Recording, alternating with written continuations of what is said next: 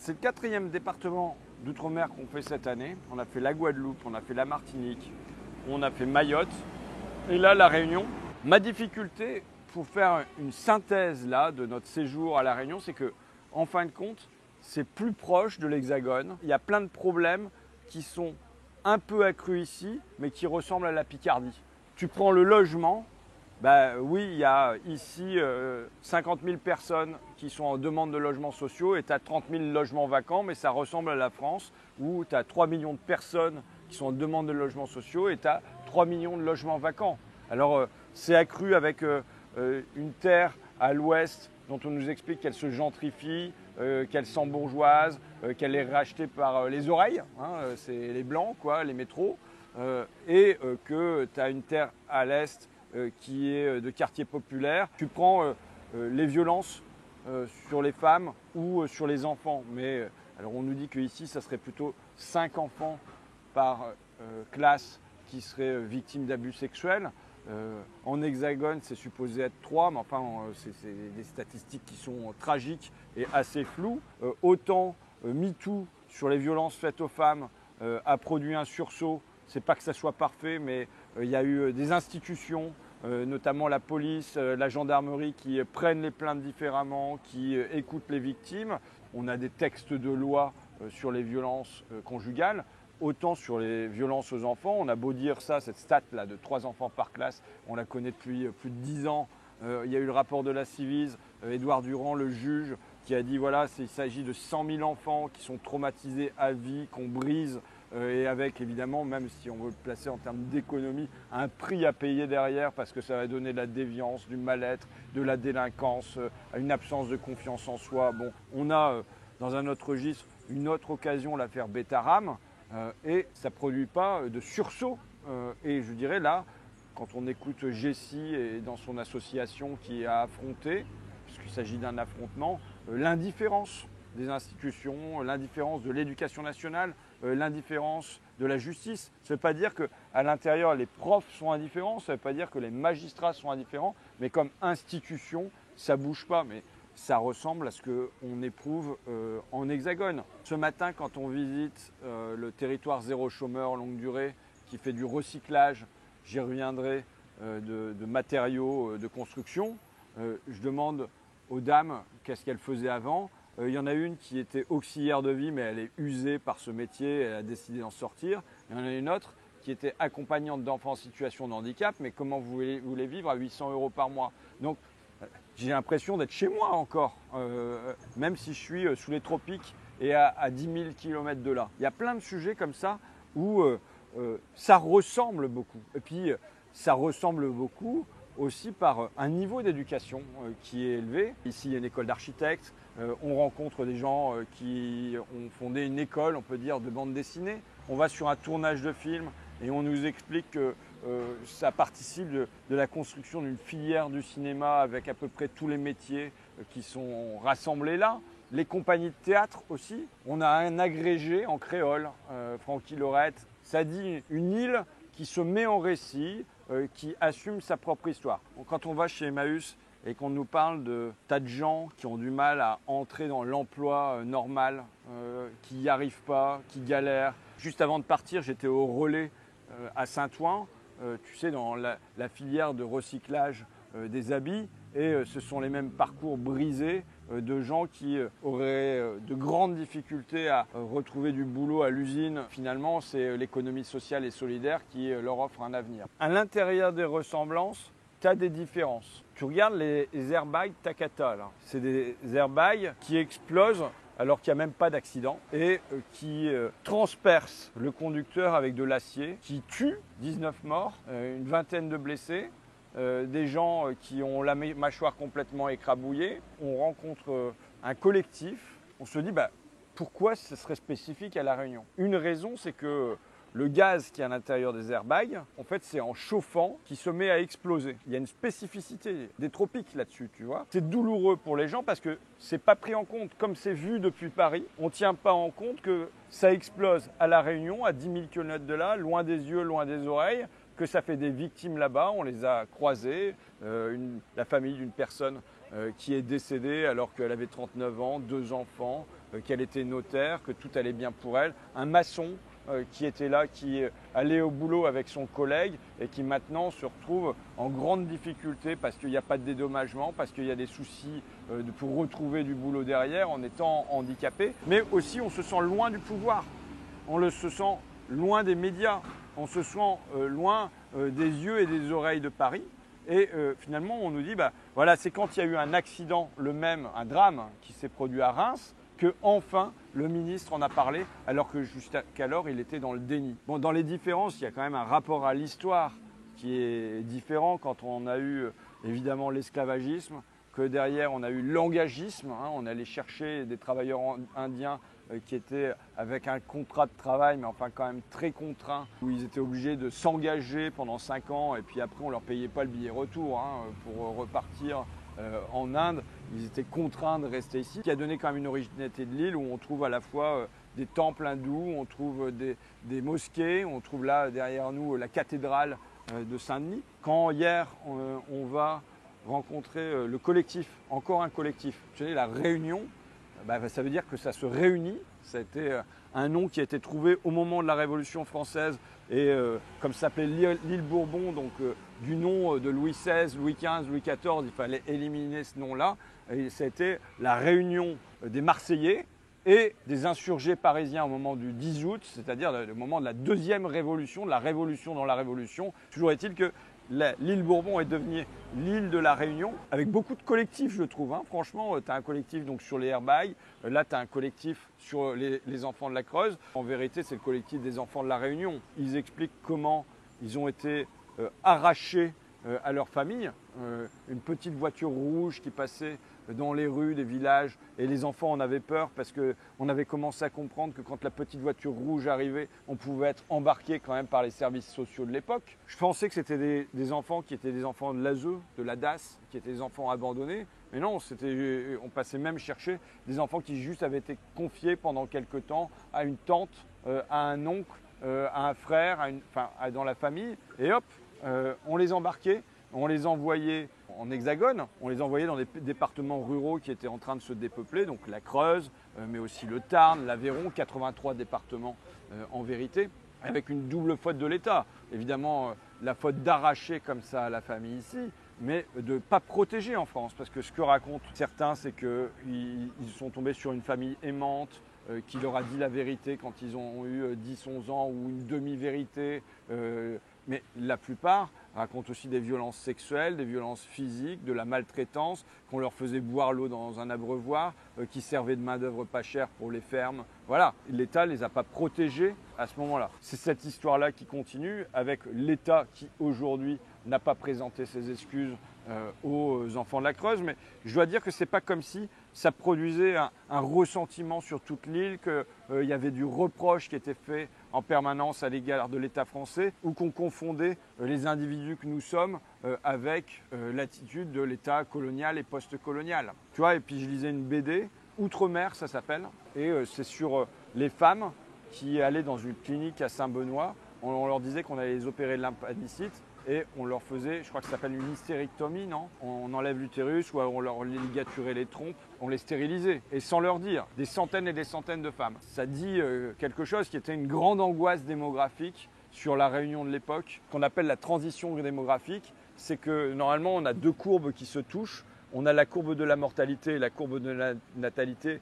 Avant la phase de développement, les deux sont hauts. On meurt beaucoup, mais on fait beaucoup d'enfants. Et puis, dans une première phase de développement, on a une baisse de la mortalité parce qu'il y a l'hygiène, parce qu'il y a une meilleure alimentation, parce qu'il y a des soins qui sont apportés. Pendant ce temps-là, tout ce différentiel-là, c'est une augmentation de population qui est considérable. Et puis ensuite, dans la dernière phase de développement, il y a une baisse de la natalité qui rejoint la mortalité. Pendant tout ce temps-là où il y avait ce gros différentiel-là, il y a une inquiétude des autorités françaises sur le fait que c'était une bombe démographique et donc ça se traduisait par ces crimes, parce que ce sont des crimes que de stériliser des femmes sans même les en informer. Je ne vais pas placer ça dans la continuité exacte, on n'est pas à ce même niveau de tragédie, mais c'est sûr que quand tu entends les enseignants du collectif, encore un collectif, profs déchirés, qui disent voilà, ils vont être obligés là, à la fin du mois d'août d'abandonner leurs enfants pour rejoindre le continent européen, ce qui s'appelle PVC, Paris, Versailles, Créteil,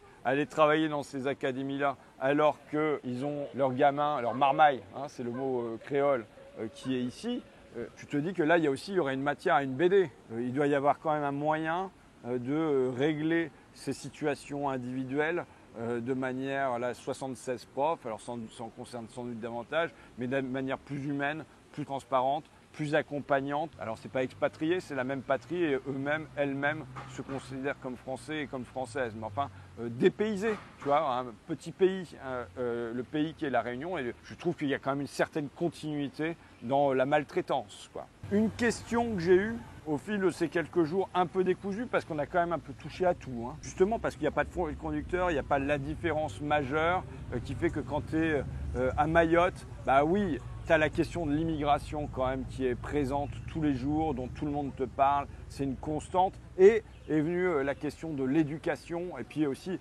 des immenses différences sur l'eau, par exemple, mais sur à peu près tout avec l'Hexagone. Ici, tu ne peux pas avoir le même fil conducteur, donc on a un peu touché à tout.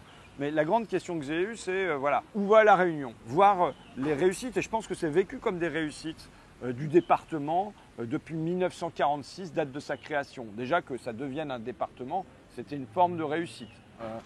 Qu'il y ait la convergence sociale, c'est-à-dire que le SMIC est le même, les allocations familiales sont les mêmes, le RSA est le même, c'est une forme de réussite. Qu'il y ait une région, c'est-à-dire avec une petite dose d'autonomie, c'est une réussite. J'ai dit la transition démographique opérée, pour moi, c'est une réussite. Et sur l'économie, il y a des secteurs qui ont rendu la Réunion comme étant le département d'outre-mer le plus prospère. Sans doute l'agriculture, l'agroalimentaire.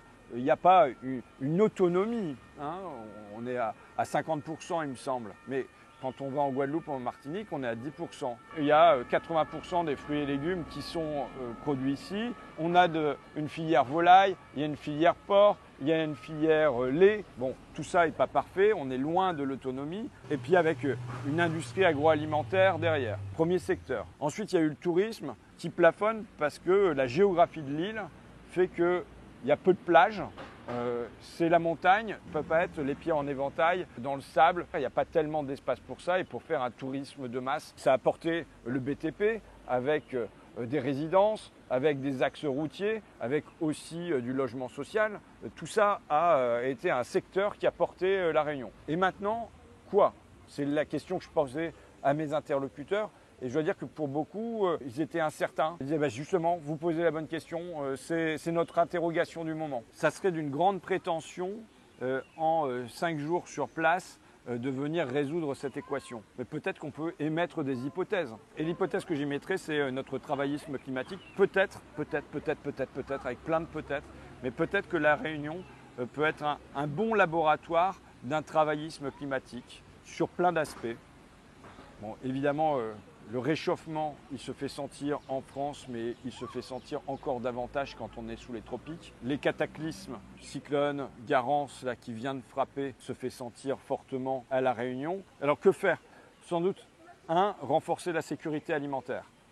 Je ne parle pas d'autonomie alimentaire qui supposerait d'être à 100% sur tous les produits. À l'échelle d'une île, ce n'est pas possible, peut-être même qu'à l'échelle d'un pays, ce n'est pas possible, mais au moins aller vers plus de sécurité, c'est-à-dire que quand les grands axes de navires sont bloqués, on puisse s'assurer que pendant 15 jours, 1 mois, 2 mois, on puisse tenir. Tu vois. Ça suppose d'aider davantage les cultures vivrières, ça suppose aussi peut-être de penser cette sécurité alimentaire à l'échelle de la région, c'est-à-dire avec l'île Maurice, avec Madagascar, peut-être avec l'Est de l'Afrique et pas strictement la Réunion. Autre piste, la question des transports. Il n'y a que des voitures, 100% voitures. Et c'est vrai que c'est une grosse 4 voies qui fait le tour de l'île. Et il y a un petit peu de bus, enfin peut-être à l'intérieur de Saint-Denis. Il y a eu des trains, mais ça remonte à l'époque des usines, quand il y avait plein d'usines pour la canne à sucre. Ça paraît une bonne configuration quand même pour que ça soit un train ou un tram qui fasse le tour de l'île et qui desserve toutes les villes de la Réunion. Hypothèse. Autre hypothèse sur l'énergie. L'énergie à la Réunion, c'est la bagasse, ce qu'on n'utilise pas pour le sucre de la canne, qu'on brûle avec du charbon. et c'est du fuel, du pétrole. Il y a du solaire, hein, mais est-ce qu'on ne peut pas creuser pour cette filière? Est-ce qu'il n'y a pas de la possibilité de la géothermie? Tu sais, quand on est allé à Grigny, c'est en région parisienne, il faut imaginer, moi je n'imaginais pas ça, là, eh ben, on a des grands ensembles, la Grande Borne, chauffée avec la géothermie.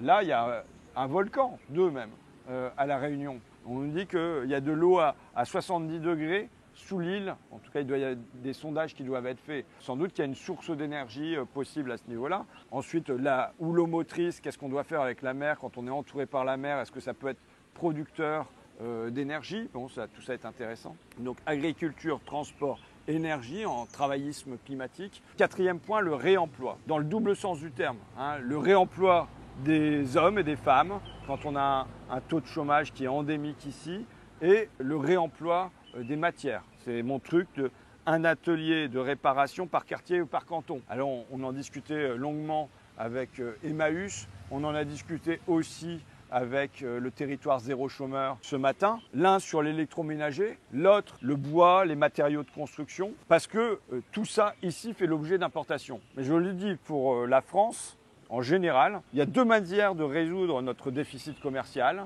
Il y a un moyen, c'est de dire on exporte davantage, et ça fait 40 ans que nos gouvernements font ça ou essayent de faire ça, avec on emmène LVMH, Airbus dans nos bagages pour aller en Chine en gros.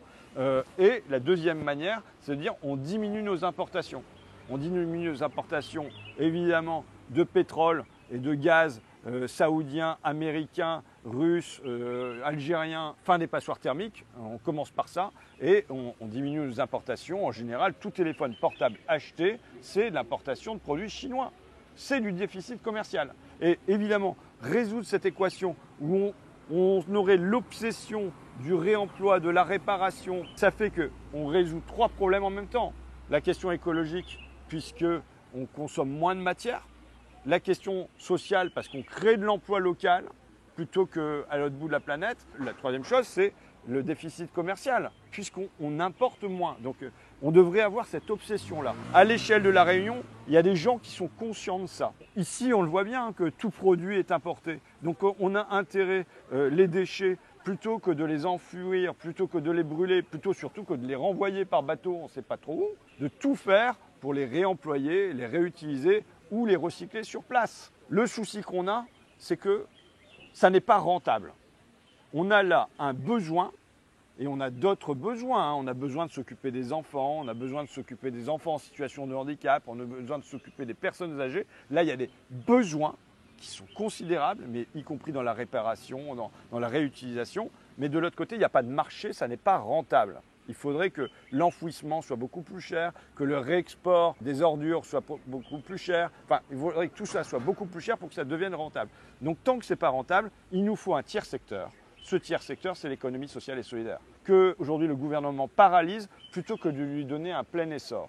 Et pour moi, ce tiers secteur, cette économie sociale et solidaire, elle a un rôle qui est à la fois social, puisqu'il y a des tas de gens qui ne vont pas rentrer dans l'emploi tel qu'il est aujourd'hui, parce qu'on a un marché du travail où, à la fois qui est intense sur les rythmes et qui est exigeant sur les compétences. Tout le monde ne va pas y arriver tout de suite, il faut sans doute une étape pour ça, et évidemment sur le plan écologique, parce qu'on a des besoins qui ne seront pas remplis par le marché.